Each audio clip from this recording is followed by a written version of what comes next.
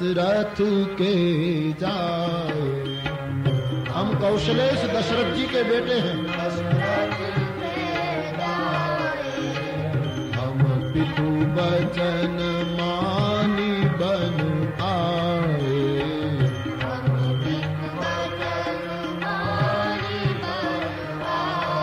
महाराज दशरथ जी ना पुत्रो छे, पिता ने आज्ञा मानी ने वन में आया छे। हे भूदेव सुनिए, हमारा परिचय हनुमान जी को बता रहे हैं। नाम राम लक्ष्मण दो भाई, नाम राम लक्ष्मण दो भाई, संग नारी सुकुमारी सुहाई, संग नारी सुकुमारी सुहाई, कौशलेश दशरथ के जाए। कौशलेश दशरथ के जाए। हम पितु वचन मानी बन आए। हम पितु वचन मानी बन आए। पिता ने आज्ञा मानी ने वन में आया छे। मारू नाम राम, आ मारो भाई लक्ष्मण, અમારી સાથે મારા પત્ની સીતા હતા। આ જંગલના અમારા નિવાસ દરમિયાન કોઈ રાક્ષસ એનું અપહરણ કરી ગયો અને હે ભૂદેવ અમે એની શોધ કરવા નીકળ્યા છીએ। આમ પરિચય આપ્યો। પછી ભગવાને સામું પૂછ્યું કે અમે અમારી કથા તો કહી દીધી, પણ ભૂદેવ જરા આપની વાત તો કરો, આટલી લાગણી બતાવનાર આપ કોણ હે? સામું પૂછ્યું। પણ આટલા વાર્તાલાપમાં હનુમાનજી इष्ट को पहचान गए। भगवाने तो ओळखाण नहीं आपी, पण भगवान जયારે बोलता હતા ત્યારે સતત ચરણારવિંદથી પ્રભુની ઝાંકી કરતા હનુમાનજી ભગવાનનો જવાબ પૂરો થયો એમાં ઓળખી ગયા, પહેચાન ગઈ।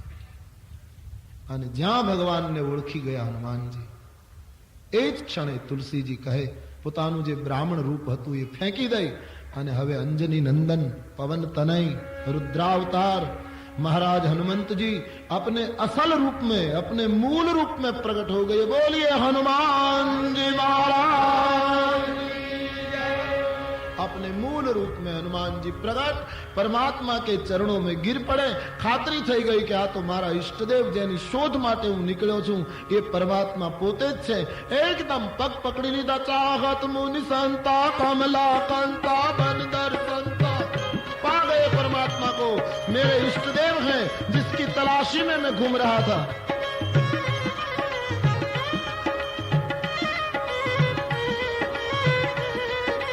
अरे चाहत मुनि संता कमला कंता बन दर्शनता, बलवंता क्षत्रिवट धारण धर्म सुधारण वंश उदाहरण भवतार, कई कई के कारण राज निवारण असुर विदारण मदमार, भव सिंधु तारण जन यज्ञ धारण भार उतारण, भगवंता जी भार उतारण भगवंता जी भार उतारण भगवंता। चाहत कंता बंदर संता बलवंता क्षत्रिवट धारण धर्म सुधारण वंश उदाहरण भवतारण, कई कई के कारण राज निवारण यसुर विदारण मदमारण, भव सिंधु तारण जन यज्ञ धारण भार उतारण भगवंता जी भार। गिर पड़े चरणों। मानस में लख्યું છે परमात्मा पग पकड़ी लीधा। भगवान ने नमीन हनुमान जी ने उठाया। भक्त और भगवान का बड़ा अद्भुत मिलन। हृदय साथे चाहका છે। हनुमान जी ने आंख में आंसू आ गया। भगवान से एक शिकायत की, महाराज हूँ जीव छू, हूँ तमने भूली गयो ने मारे तमने पूछવું પડ્યું કે તમે કોણ, પણ તમે પરમાત્મા થઈને મને પૂછ્યું કે તું કોણ? कारण के हूं तो एक माया ने आधीन घूमतो जीव छू। तब माया बस फिर हूं भुलाना, तब माया बस फिर हूं भुलाना। तमारी माया में हूं फरू छू એટલે હું તમને ઓળખી શક્યો નહીં महाराज। हूं तो मंद छू। કુટિલ હૃદય છું, અજ્ઞાની છું. હનુમાનજી પોતાની જાતને જે રીતે પ્રસ્તુત કરે છે એ જોતા આપણામાં રહ્યો સહ્યો અહંકાર પણ બળી જવો જોઈએ. આટલી મહાન હસ્તી એમ કહે હું મંદ છું. બુદ્ધિમતામ વરિષ્ઠમ એ એમ કહે છે હું મંદ છું, તો આપણે દેજ બુદ્ધિ વાળા કોણ? હનુમાનજી એમ કહે હું મંદ છું. મારા ભગવાને ખભા ઉપર હાથ મૂકીને કહ્યું બહુ સરસ, તું મંદ છે ને એ જ બરાબર છે. કેમ? બોલે તું પવન પુત્ર છે, અને પવન મંદ હોય એ સારું, એ તેજ થાય એમાં ફાયદો નહીં. હમણાં સૌરાષ્ટ્રમાં થોડો તેજ થયો તો દશા બેસાડી. એ તેજ થાય એમાં ફાયદો નહીં, ये मंद रहे ये बरा. पर हनुमान एक और सूचना, भगवान बहुत अच्छे बोले, अच्छा बोले क्या? તું મંદ છો ને, પવનના 3 ગુણ મંદ, સુગંધ અને શીતલ. તું મંદ છો, હવે શીતલ અને સુગંધી બની જાય એટલે કાર્ય પૂરું. બોલે મહારાજ, મંદ હોવું કે તેજ હોવું એ મારો નિજી ગુણ છે, પણ સુગંધી કે શીતલ બનવું એ તો તમારી કૃપા હોય તો થાય. પવન હિમાલય ઉપરથી પસાર થાય તો શીતલ થાય, બાગ ઉપરથી પસાર થાય તો સુગંધી થાય. સુગંધી અને શીતળતા તો પ્રભુ તું મારામાં ભરી દે. હનુમાનજી કહે હું કુટિલ છું. ક્યાં હનુમાનજીને રજૂઆત की? કુટિલ હૃદય. મહારાજ મારું કુટિલ હૃદય છે, અજ્ઞાની છે, તમે મને ભૂલી ગયા. તુલસીદાસજી વર્ણન કરે, ભગવાન બાર બાર હૃદય લગાડીને કહે હનુમાન ખોટું લગાડીશ નહીં, આવ હું તને એક વાત કહું. આમ કહીને ભગવાને એક મોટું પ્રમાણપત્ર હનુમાનજીને આપ્યું. સોનું કાપી જીયું, સોનું કાપી જીયું, માનસી જની ઊના, તે મમ પ્રિય લક્ષ્મણ તે દૂર, તે મમ પ્રિય લક્ષ્મણ તે દૂર. ખોટું લગાડીશ નહીં મારુતિ, તું મને આ લક્ષ્મણ કરતા પણ ડબલ વાલો છે. આવું પ્રમાણપત્ર. લક્ષ્મણ કરતા તું બમણો વાલો, ડબલ. આમ જે આ પ્રમાણપત્ર હનુમાનજીને આપ્યું તો લક્ષ્મણજીને ખોટું ન લાગે કે 13 વર્ષથી જાગરણ હું કરું અને હજી આ નવો આવ્યો એ મારા કરતા ડબલ વાલો. કોઈ પણ વિવેકી પુરુષ આવી ભૂલ ન કરે. આપણને એક વ્યક્તિ તરફ વધારે લાગણી હોય તો પણ બીજી વ્યક્તિની હાજરીમાં આપણે એમ ન બોલીએ કે આના કરતા તમે મને બહુ ગમો છો, બહુ વાલા છો, એમ નહીં કહીએ. ડાયો માણસ ભાવને મનમાં રાખશે. ભગવાને ચોખ્ખું કહી દીધું તું મને લક્ષ્મણ કરતા ડબલ પ્રિય. લક્ષ્મણજીને ઈર્ષા નથી થઈ, પણ આત્મશોધ શરૂ થઈ કે હજી મારી સાધનામાં એવી શું ખામી છે કે નવો આવેલો ડબલ થયો અને હું આટલા વર્ષથી સાધના કરું તોય હજી આના જેટલો હું પ્રિય ન થઈ. સંત હોય ને એ કોઈની બડાઈ સાંભળીને ઈર્ષા ન કરે, આત્મખોજ કરે, ઈર્ષા ન કરે. બસ મારામાં આટલી ખામી છે, આ મારા કરતા આટલો આગળ, એની ઈર્ષા ન કરો, આત્મખોજ કરો. ક્યાં મુશ્કેલી છે આપણી સાધના? પ્રયત્ન કરે, ખુદ કોશિશ કરે, આત્મખોજ કરે. આપણામાં ક્યાંક ભૂલ છે, નહીતર તો થવું જોઈએ ને. પ્રયત્ન કરે જો માનવી તો પ્રભુ ક્યાં નથી મળતો, અને મળે છે કિંતુ શ્રદ્ધા વિના નથી મળતો. કાં તો તારી ઈબાદતમાં કંઈક ખામી છે, કાં તો તારી ઈબાદતમાં કંઈક ખામી છે. કારણ પ્રભુને તું મળે છે પણ તને પ્રભુ નથી મળતો. પ્રભુને તું મળે છે પણ હજી તને પ્રભુ નથી મળતો. આત્મખોજ કરે. લક્ષ્મણજી વિચારવા લાગ્યા મારા કરતા ડબલ કંઈક હોવું જોઈએ. ભગવાન સમજી ગયા કે લક્ષ્મણને તકલીફ શરૂ થઈ, પણ થોડા સમય પછી સુંદર ખુલાસો કરશે. હનુમાનજીએ પ્રભુને વંદન કરીને કહ્યું, મહારાજ, પર્વત ઉપર સુગ્રીવ રહે છે, એ તમારો દાસ બનશે. આપ એની સાથે મિત્રતા કરે, આપ મારી સાથે ઉપર આવો, અને મહારાજ સુગ્રીવ તમને સીતાજીની શોધ માટે પૂરી મદદ કરશે. ભગવાને કહ્યું, સારું, પણ તું એક કામ કર ને હનુમાન, સુગ્રીવને અહીં લઈ આવો ને, અમને ઉપર શું કામ લઈ જાય? બોલે, મહારાજ, સુગ્રીવ જો અહીંયા આવી શકતો હોય તો હું ન લઈ આવું. કારણ કે તમારી પાસે આવવા માટે જ્ઞાન જોઈએ, ભક્તિ જોઈએ કે ઉપાસના જોઈએ, કર્મ જોઈએ. સુગ્રીવમાં કર્મ નથી, કારણ કે પલાયનવાદી છે, સતત ભાગતો રહ્યો છે, એટલે કર્મ નથી.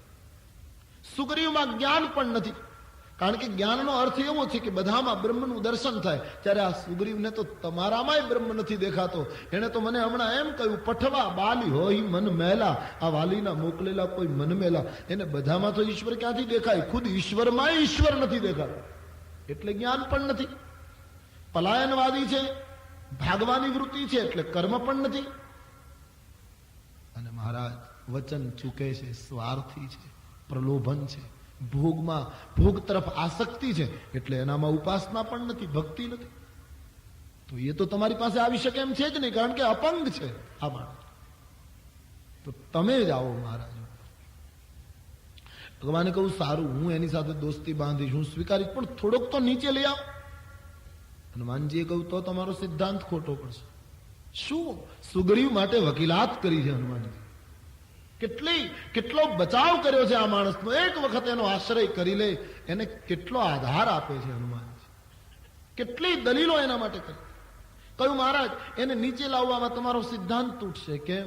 કે તમને પ્રાપ્ત કરવા માટે ઊંચાઈ ઉપર જવું પડે. હવે આટલો ઊંચો માંડ ગયો, એમાંથી વળી નીચે લાવવાની ક્યાં વાત કરો? અબ તો આપ ખુદ ઉપર આ જાઈએ. ભગવાને ત્રીજી દલીલ કરી, હનુમાન, એક તો અમે થાક્યા છીએ, અને એમાં ઉપર ક્યાં ચડાવે પાછું? બોલે, મહારાજ, એ તો અત્યાર સુધી વાહનની વ્યવસ્થા નહોતી, હવે તો વાહન હાજર છે. આપ મારી પીઠ ઉપર આવી જાઓ, હમણાં છલાંગ મારું ઉપર. લક્ષ્મણજીએ ભગવાનને રોક્યા, મહારાજ, પીઠ ઉપર કેમ બેસાય? એ આપણને હાથ ઉપર બેસાડે કે ખભા ઉપર બેસાડે તો બરાબર, આ તો પીઠ ઉપર. પીઠ ઉપર કઈ રીતે? આ કઈ સવારી? હનુમાનજીને ભગવાને પૂછ્યું, ભાઈ, પીઠ ઉપર કેમ બેસવું? બોલે, મહારાજ, અમે તમને ગોદમાં તો ન બેસાડી શકીએ, કારણ કે ગોદમાં તો કૌશલ્યાજી અને દશરથ તમને બેસાડી શકે. એવી તો અમારી કક્ષા નથી કે અમે તમને ગોદમાં રાખીએ, પણ હું તમને પીઠ ઉપર જરૂર બેસાડી શકું. અને મહારાજ, કદાચ તમે અમારી ગોદમાં આવો ને તો પણ હું તમને ગોદમાં ન રાખું, કારણ તમને ગોદમાં રાખવામાં મુશ્કેલી એ કે તમે જો અમારી ગોદમાં હો તો અમારે તમારું ધ્યાન રાખવું પડે કે તમે પડી જાઓ નહીં, નીચે મુશ્કેલી ન થાય. પણ તમે જો પીઠ ઉપર હો ને તો તમારે મારું ધ્યાન રાખવું પડશે, કારણ કે હું પડ્યો તો તમે પડ્યા. ભક્ત કા પતન ભગવાન કા પતન બન જાયગા મહારાજ. માટે મારી સુરક્ષા હું નિર્ણિત કરું છું. ભગવાનને કહું, પીઠ ઉપર આવી જાઓ. બંને ભાઈઓને પીઠ ઉપર બેસાડી, અને આપણે નથી કહેતા ફલાણા ભાઈને ફલાણાનું પીઠ બળ છે એટલે આટલી પેલી કરે છે. તો એક સામાન્ય માણસનું પીઠબળ હોય, એ માણસ એ આ જગતમાં વટથી ચાલતો હોય, જેને રાઘવ અને લક્ષ્મણનું પીઠબળ હોય. રામ અને લક્ષ્મણ એટલે સત્ય અને ત્યાગનું જેને પીઠબળ હોય, એને કોણ જીતી શકે? બંને ભાઈઓને પીઠ ઉપર બેસાડી જય શ્રી રામનો નાદ કરી હનુમાનજીએ છલાંગ મારી ઉપર. સુગ્રીવ ઉભો થઈ ગયો. બંને ભાઈઓને પીઠ ઉપરથી નીચે ઉતાર્યા. એ જેવા નીચે ઉતર્યા એટલે લક્ષ્મણજીએ પહેલું કામ કર્યું, રામના ચરણમાં દંડવત. ભગવાને લક્ષ્મણને પૂછ્યું, કેમ ઓચિંતા દંડવત? શું છે? કહ્યું, મહારાજ, મારા કરતા ડબલ બરાબર છે, વ્યાજબી છે, આપને જો કહા ઠીક હે. સમાધાન હો ગયા. કારણ કે હું શેષનારાયણનો અવતાર છું, તમે આદિનારાયણ છો. હું તમને ખાલી મારી પથારી ઉપર એકલાને જ ઊંચકી શકું છું, પણ ધન્ય છે અંજનીના દીકરાને કે આદિ નારાયણ અને શેષ નારાયણ બંનેને ઉપાડીને ઉપર આવ્યો. માટે એ મારા કરતા ડબલ એ સાબિત થયું. સુગ્રીવ અને રામની મિત્રતા હનુમાનજી કરાવે છે. વચ્ચે અગ્નિ પ્રગટાવી સુગ્રીવ તરફથી લાકડા લાવ્યા હनुमानजी. बहुत समय अभाव से मैं महत्व की बातें करूंगा, बाकी हर शब्द में सूक्ष्म भाव पड़े हैं. સુગ્રીવના તરફથી લાકડા લાવ્યા હનુમાનજી. ઉભા છે સુગ્રીવ, આ બાજુ રામ, આ બાજુથી અગ્નિ લાવ્યા અને પછી સળગાવ્યો. અગ્નિ. હનુમાનજીએ પૂછ્યું, રામજીએ પૂછ્યું, કમાલ છે હનુમાન, આ કઈ રીતનો વિધિ? આમથી લાકડા લાવવાના, અહીંથી અગ્નિ, એ ક્યાં? બોલે મહારાજ આપ તો જાનતે હો ફિર ભી પૂછતે હો. હનુમાનજીનો ઈશારો એ છે કે સુગ્રીવ લાકડા જેવો શુષ્ક છે મહારાજ, અને આ પરમ ચેતનાનું પ્રતીક છો महाराज.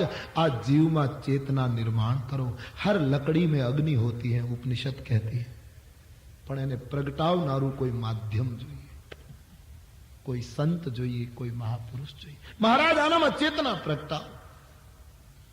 રામનો પરિચય સુગ્રીવને, સુગ્રીવનો પરિચય રામને આપી હનુમાનજીએ બંનેની મિત્રતા બાંધી દીધી. હનુમાનજીના માધ્યમથી સુગ્રીવ રામનો મિત્ર બન્યો. પછી ભગવાને સુગ્રીવને પૂછ્યું, તમે અહીં કેમ રહો છો? કિષ્કિંધા છે ને? બોલે મહારાજ એની પાછળ એક મોટો ઇતિહાસ છે. પોતાની આત્મકથા સુગ્રીવે કહી સંભળાવી. હું અને વાલી બંને ભાઈ, એકવાર માયાવીને મારવા માટે વાલી ભાગ્યો, હું એની પાછળ ગયો. પછી મહારાજ એ ગુફામાં બંને જણા ગયા. મને કહેલું 15 દિવસ ગુફા ઉપર રાહ જોજે, ન આવું તો વાલીએ મને કહેલું સમજજે મારું મૃત્યુ થયું.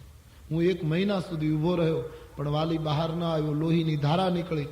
મને એમ કે વાલીનું મૃત્યુ થયું, બહાર નીકળીને મને પણ મારી નાખશે, એટલે શીલા ઢાંકીને કિષ્કિંધા આવ્યો. અને કિષ્કિંધા આવ્યા પછી લોકોએ મને બહુ દબાણ કર્યું કે તમારે આ શાસન સ્વીકારવું જ પડશે. એટલા માટે મહારાજ મેં ગાદી કબૂલ કરી. એની દલીલો ટકે એવી નથી.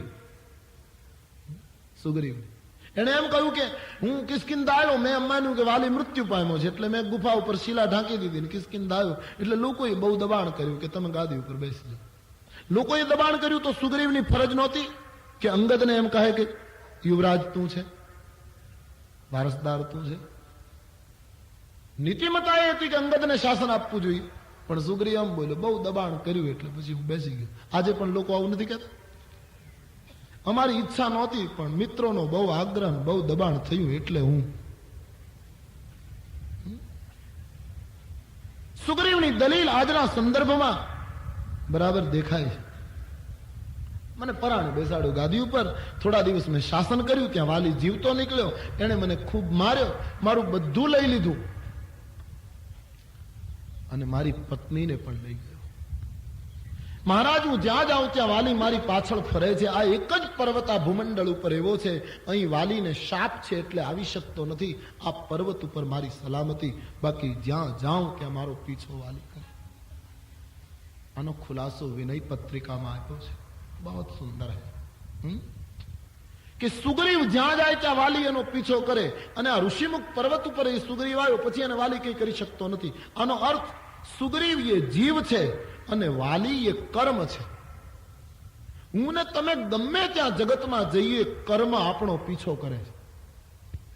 ગમે ત્યાં જાઓ, કર્મ પીછે પડા. ઋષિમુખ પર્વત ઉપર ચડી જઈએ તો કર્મ પીછો નહીં કરે. ઋષિમુખ એટલે ઋષિઓનું મુખ. ઋષિઓનું મુખ એટલે ઋષિઓના સ્તોત્રો. સ્તોત્રો એટલે શાસ્ત્રો. શાસ્ત્ર એટલે સત્સંગ. સત્સંગના પહાડ ઉપર જે ચડી જશે એને કર્મ કંઈ નહીં કરી શકે. બાકી જગતમાં જ્યાં જઈએ ત્યાં કર્મ આપણો પીછો કરે. સત્સંગમાં ગયા, સત્સંગની ઊંચાઈ ઉપર ગયા એટલે કર્મ કંઈ કરી શકતું નથી. અને એનું પ્રમાણ આપણે છેલ્લા 8 દિવસથી અનુભવીએ છીએ. તુલસીના આ શાસ્ત્રના સત્સંગમાં આપણે સૌ બેઠા છીએ. સત્સંગના પહાડ ઉપર આપણે બેઠા છીએ છેલ્લા 8 દિવસથી. તો કોઈને કંઈ કર્મ હેરાન કરે છે? બધા અહીંયા શાંતિથી બેસે. કોઈને કોઈ ચિંતા, કંઈ યાદ આવતું નથી. બધા અહીંયા, કારણ કે કર્મ અહીંયા આવી શકતું નથી. ધ્યાન દે. પણ એનો અર્થ એ જતું રહ્યું એમ પણ નહીં. એ આ સાંજના 6 વાગ્યાની રાહ જુએ છે બહાર, બધું લાઈનમાં. અહીંથી જેવા નીકળ્યા એટલે મને તમને બધાને પકડી લેશે.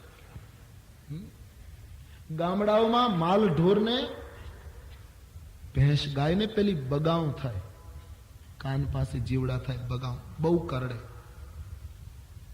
પછી એ કાન ફડફડાવે, એ ઉડે, વળી પાછા બેસી જાય, વળી કરડે, વળી કાન ફડફડાવે. પણ પછી એ ભેંસ કે ગાય કે જેને એ બગાઉ લાગુ પડી હોય, એ નદીનો ધરો હોય તળાવ જેવું, એમાં એ બેસી જાય. એ બેસી જાય ગાય ભેંસ કે કોઈ પણ પશુ. તો પેલી બગાઓ ઉડીને પાણીના ધરાને કિનારે બેસી જાય, કારણ કે પછી ન જઈ શકે. પણ એ રાહ જોતી હોય કે આ પાણીમાંથી ક્યારે બહાર નીકળે. એ નીકળે એટલે વળી પાછી ચોંટી જાય. એમ છેલ્લા 8 દિવસથી તો તુલસીના માનસના ધરામાં આપણે બેઠા છીએ, એટલે આપણી બગાઓ બધી બહાર છે. પણ જેવા આમાંથી નીકળીશું એટલે વળી, એટલા માટે નિત્ય સત્સંગ, નિત્ય સ્વાધ્યાય, નિત્ય પ્રાર્થના, ઘર રોજ સાફ કરવું જોઈએ. તો ઋષિમુખ પર્વત ઉપર સુગ્રીવને કર્મ બાધા પહોંચા. રાવણને પણ વાલીએ પરાજિત કર્યો. એનો અર્થ એમ થયો કે કર્મની આગળ રાવણ જેવો સત્તાધીશ પણ પરાજિત થયો. કર્મ કોઈને છોડતું નથી. બસ સત્સંગ કરો, શાસ્ત્રનો આશ્રય લો, કર્મથી રાહત મળશે. તો મહારાજ, આ મારી પરિસ્થિતિ છે. મારી પત્નીને લઈ ગયો, હું અહીં મુશ્કેલીમાં ભયભીત થઈને બેઠો છું. ભગવાનની ભુજાઓ ફરકવા લાગી. તું મારો મિત્ર છે, મિત્રના દુઃખે દુઃખી ન થાય એનું મોઢું જોવામાં પાપ લાગે. હું તારા વાલીને એક જ બાણે મારી નાખીશ, ચાલ મારી સાથે. ભગવાને પ્રતિજ્ઞા જાહેર કરી. પણ સુગ્રીવને ભરોસો ન આવ્યો. વિષય જીવ છે. ભગવાનને કહ્યું, તમે કહ્યું કે હું એક જ બાણે મારી નાખું, પણ મહારાજ તમને ખબર છે વાલીની સામે યુદ્ધ કરવા જાય એની અડધી શક્તિ વાલીમાં જતી રહે. તમે એક કામ કરો, દુદુંબી રાક્ષસના હાડકાઓ છે ને એને ઊંચા કરી આપો અને આ તાલ વૃક્ષને વીંધી આપો, તો મને ખાતરી થાય કે તમે મારી શકશો. સુગ્રીવે રામની પાસે પ્રમાણ માંગ્યું. જીવ છે ને, ઈશ્વરે એમ કહ્યું કે હું બધું કરી દઉં, તારું મારો થઈ જા. સખા સોચ ત્યાગહુ બલ મોરે, સબ વિધિ કાજ ઘટપ મેં તોરે. અહમ ત્વામ સર્વ પાપેભ્યો મોક્ષ ઈચ્છામિ મા સુચા. હું બધું તારું કરી દઉં, તું મારો થઈ જા બસ. પણ સુગ્રીવનો ભરોસો દ્રઢ નથી. એણે ભગવાનને કહ્યું, તમે પેલા આટલું કરી આપો તો મને ખાતરી થાય. સુગ્રીવનું કામ આપણા જેવું છે. આપણે આવું જ કરીએ છીએ. પેલા મને આટલો ફાયદો થાય, પછી હું સત્યનારાયણની કથા કરું. આ કિષ્કિંધાના વિચારો છે, સુગ્રીવના વિચાર. ભગવાન દયાળુ, એમણે વગર પ્રયાસે બધું કાર્ય કરી બતાવ્યું. સુગ્રીવને દ્રઢતા થઈ. સુગ્રીવને લઈ ભગવાન રણ મેદાનમાં આવ્યા છે. સુગ્રીવને કહ્યું, વૃક્ષની પાછળ ઉભો છું, તું પડકાર કર વાલીને, મને એવું લાગશે ત્યારે બાણ મારીશ. અને સુગ્રીવ મેદાનમાં ગયો છે. વાલીને ગર્જના કરીને પડકાર્યો, પણ સુગ્રીવને તણખલા જેવો માનીને હાથમાં ગદા લઈને વાલી જ્યાં ઉભો થયો ત્યાં એની પત્નીએ વાલીને અટકાયો કે આજ સુગ્રીવ જેને મળીને આવે છે એ રામ કાળના પણ કાળ છે. પતિદેવ, આજ યુદ્ધ કરવા ન જાઓ, મને મારું સૌભાગ્ય સલામત નથી દેખાતું. વાલીએ કહ્યું, ડરપોક સ્ત્રી, ઋષિ મુનિઓ જેનું ધ્યાન કરે એ રામની તું વાત કરે છે? હા, મેં તો એમ સાંભળ્યું છે કે સમદર્શી રઘુનાથ. ઈશ્વર તો સમદર્શી છે. એને વળી સુગ્રીવ મિત્ર ને વાલી દુશ્મન એવો ભેદ હોય? અને કદાચ મને મારી નાખે તો તારે ગૌરવ લેવું જોઈએ કે હરિના હાથે મારું મૃત્યુ થયું. ભતીજા માર્ગમાંથી વાલીએ પત્નીને એક બાજુ રાખી અને મેદાનમાં આવે છે. સુગ્રીવનું અને વાલીનું દ્વંદ યુદ્ધ શરૂ થાય છે. ભગવાન જીવ કર્મની સાથે ટકરાય છે. સંઘર્ષ અને પ્રભુ જુએ છે. મારે તમારે કર્મની સાથે સંઘર્ષ કરવાનો. એક વસ્તુ ધ્યાન રાખવાની, ઈશ્વર આપણું રક્ષણ કરવા માટે ક્યાંક ઉભો છે. એ આપણને જુએ છે. આપણી ધીરતા હોવી જોઈએ. પણ જ્યાં વાલીએ મુષ્ટિકાનો પ્રહાર કર્યો અને સુગ્રીવ ભાગ્યો, જીવની મુશ્કેલી જ આજે તુરંત ભાગે છે. રામની પાસે આવીને રડી પડ્યો, મારો ભાઈ નથી, એ મારો કાળ છે. તમે કહેતા હતા ને એક જ માણે મારી નાખીશ, તમે શું કરતા હતા? મારે આ તો સારું થયું હું ભાગી આવ્યો, નહીતર બીજી મુષ્ટિકા મારી હોત તો મારી વાત પૂરી થાત.